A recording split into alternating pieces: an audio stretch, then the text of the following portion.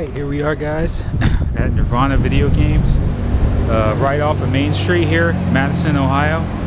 So we're going to go on inside and take a little tour. Let's go. So here we are at Nirvana Video Games. This is the owner. What's your name? RJ Lucas. RJ Lucas. And when did you open? When did you guys open? February 1st of this year. Okay, yeah. So you're still pretty new. Pretty new. That's awesome. Yeah. Got all kinds of stuff here. Yeah, I got everything from Pong, Atari, all the way down there to PS4, Xbox One, 360, PS3, and everything in between. Nice, nice. Is this your personal collection? I started with about 90% of it was my personal collection. I've been collecting for about 25 years. I held on to some stuff, but started the store with the majority of it. Yeah. Yeah, nice. Very cool. Very cool. Do you get a lot of business in this area? I do. I was surprised. I didn't know if, how it would be, but I do really good. And you've been collecting for years? I have. I've been collecting since probably about the mid-90s. I mean, I've been a gamer my whole life, but I'd say I started collecting when I was in high school. And that nice. was, you know, I wanted Atari games that I didn't have when I was a kid. So I just started actively collecting those. And back then in the 90s, I mean, all this stuff was just, people were giving it away. Oh, absolutely. It was like a quarter or a dollar or less. Everything. Oh, yeah. I agree. So it was a good time to collect. Excellent. Yeah. So right off the bat, we have some PlayStation games. These were loose. Didn't have a case. Final Fantasy Tactics. He had Harvest Moon, just the game. Tons of N64 stuff. He let me know that that is very popular. A lot of people like the N64 stuff, which I wasn't surprised. I talked to him a little bit about the fact that it's not my favorite console, but I like a few games, GoldenEye, Mario 64. He had a clone console, you can see there with the blue. Original Xbox for sale, some controllers. He had a GameCube Wavebird, which is always nice to see. I've never owned one of those before. And GameCube consoles, Genesis 3, which is always nice. So he has definitely a variety of different consoles. A classic television right there with looks like Atari Pac-Man. And I really hope I get the names of these games right. But it was really cool to see some of the games being played on the television. And he was an awesome host, definitely answered all of my questions. So we got Sega Genesis, Super Nintendo, and below that was original Xbox, which of course, as you guys know, I love. And I let RJ know that that was probably one of my favorite consoles. I have the most games for it. And he let me know that people traded in some recent Xbox games, some good ones like Panzer Dragoon Orta. And he had that up for sale. You got Master System games. He had a good amount of Master System games. I might have to go back and check those out. I really want to get into Master System. I have a power base converter, but I don't have a Genesis, so I don't really have a way to play that. The only game I have is Choplifter. So he's got the NES games in the box. He had plenty of NES games, probably at least over 100. 150, maybe more. Actually, now that I look at the shelves again, he had a lot. He had a lot in the box as well, which is always nice to find. That's what you get with these local shops. You get classics that you can't really find anywhere else. And when I was taping this, I saw the 32X. I was really surprised to see it because that's something that you just don't see. You never see a 32X anymore. So that was really nice to see. I mean, the console itself is very hard to find. Genesis, Model 1, Dreamcast. Nice to see the Game Genie, too. I think that's an SNES Game Genie. It was cool to see he had some clone systems. He also had some, what do you call them? The cartridges, the reproduction carts. Japan games and games that never came out here in America. Those are the ones in the center there, in the center of the screen right there. It's really hard to see. I should have zoomed in so you could see some of the titles. He had some really good ones there, and the price was really fair, so that was awesome to encounter. That's something you don't really see. He said he sold a lot of those. People come in and they get those pretty often, which I wasn't surprised. They do tend to sell online pretty often. I just noticed the Xenogears disc only for PS2. He had some Dreamcast controllers and accessories. He has some third-party accessories, brand new and sealed. He's got the clone console there with NES, Sega Genesis, Super Nintendo, and that was nice. He let me try out one of the games, which you'll see later. I tried out King of Dragons, I think it's called, which is a really nice game. I believe it came out in America, but I may be wrong. Xbox 360, tons of DS games. He had some of the more common games, but he had some really good Mario games as well. Nintendogs is in there. It's one nice spot. Sorry, I can't really...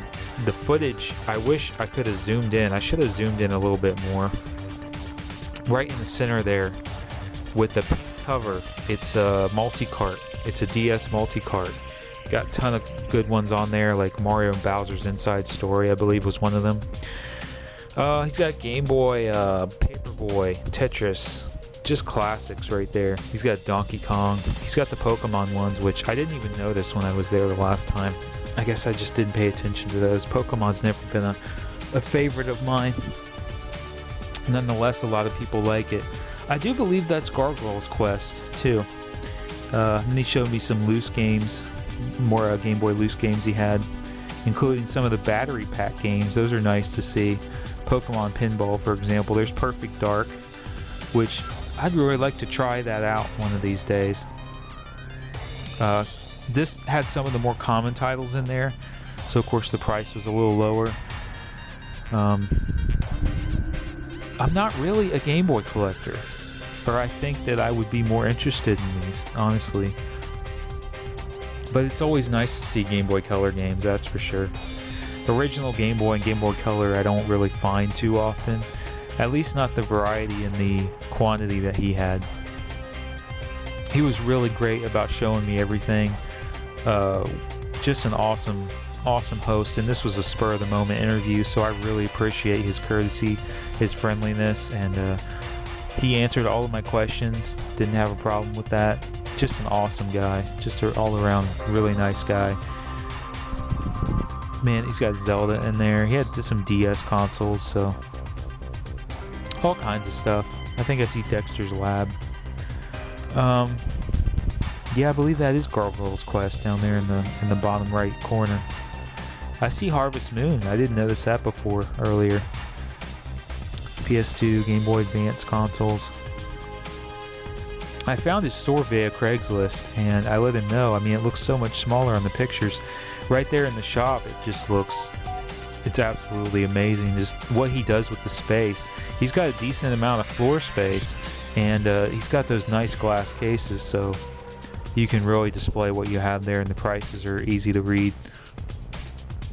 Once again, just want to reiterate, he's such a nice guy. I mean, this was very spur of the moment, and I just really appreciate his candidness, his openness, and just willingness to let me view the shop freely. Kind of worked out because no one else was there. Now, Commodore 64 stuff you never see. This was amazing. Apple II, Miss Pac-Man, Robotron. These are like new in the box, so that's just awesome stuff. Commodore games in the box. Like I said, you don't find this stuff even online. Very difficult to find. Used to play Hardball. Used to play Gauntlet 2. Those are classics, and RJ was familiar with those. Just amazing, awesome stuff. Crazy Antics. I'm not sure what that is. I'm not even sure what this shelf is. I see an Epix game. I assume those are computer games, some type of computer games. I didn't ask him about them. There's Tato Operation Wolf. That's a personal favorite of mine. It's just beautiful to see these games in the box. That's just unique. That's something you don't encounter very often. That's why I had to share this with you guys. These big box games, absolutely amazing. Talking Max. There's the original Mortal Kombat. Vice City, so he had some newer ones. There's a Pitfall painting. Very cool. I thought this was cool. It stores your floppy disks. It's for the Commodore. Really cool t-shirts, Atari. Yeah, I let him know I wasn't real familiar with Atari, but that's something he grew up with. So, been doing this for decades now as far as collecting and playing, so he was definitely a gamer for sure. I had all kinds of questions and he was willing and ready to answer them for me, and He knew what he was talking about. So sometimes you go in these shops and the people just don't know a whole lot about games. They're just trying to make a profit. And RJ is a real gamer, so he knew what he was talking about. Once again, he was a pleasure to talk to. Really great guy. I'd be happy to go back again. SNES games, Mario All-Stars, Super Metroid. The best ones are in there. You know, Mario World, Link to the Past. Of course, he had the N64 games. Definitely fair prices on those N64 ones. I mean, $25 for the Ocarina of Time. That's a solid price right there. And of course, the Genesis classics. Toe Jam and Earl, personal favorite of mine. He's even got Might and Magics. It's cool to see the old school RPGs. Dragon Quest VII, he had a good price on that, $60. That's a good price right there. It's nice to see the Sega CD. He had 3 Sega CDs. The Model 2, he had 2 of them, and the original Model 1. No, the original Model 1 he had 2, and he had the Model 2, and he had 1 copy of that. One unit of that. The classic Electronic Gaming Monthly right there. Beautiful. He had classic PC magazines. Just stuff you don't see. You never run across this stuff. Even at thrift shops, I never see this kind of thing. So just hidden gems as far as I'm concerned. Red Faction Guerrilla Handbook. Personal favorite game of mine. I love that game. I'll have to get back to playing that. Star Siege. I believe that's a PC title. I don't believe that was ever put on the consoles. He had Diablo 2 Guide. He had these classic lunch pails. Always awesome. So he hooked up to the Commodore 64 monitor. I got to play King of Dragons. It plays very well. It just looks amazing on that screen. I can't get over that screen. Definitely ahead of its time. Those Commodore 64 monitors were just technological marvels. The color and the sharpness was like nothing else. Now I don't know what this unit is. I couldn't tell you. I should have asked him about that. And that's obviously Atari 2600. That's one of those little minis. One of the little mini consoles. Just, I mean, ColecoVision, I mean, all kinds of stuff. Reproduction Mother 2. So pretty much, I feel like anything you're looking for, he pretty much had it. So, beautiful, beautiful stuff. I mean, he had unique items that you definitely do not find anywhere else, and that's what I was so happy to see. So, just an awesome guy. Just wanted to say thank you again, and just really enjoyed the trip, my man. You're a great guy, and just wanted to give you another shout out here. I would definitely be happy to come back again. I'm going to recommend your shop to everybody, and yeah, definitely would make a trip up there again, get some of the titles that I'm missing. It was nice to see he had some Sega Saturn classics as well. I'm not sure if I caught it on video, but he had at least 20 or so Sega Saturn games. He had some sports ones in there, but nevertheless, those are games that you don't find. And I picked up one of them, so I'll show that in an upcoming video here shortly. I picked up 2 games from him, a Game Boy Color game, Sega Saturn game. Really good prices.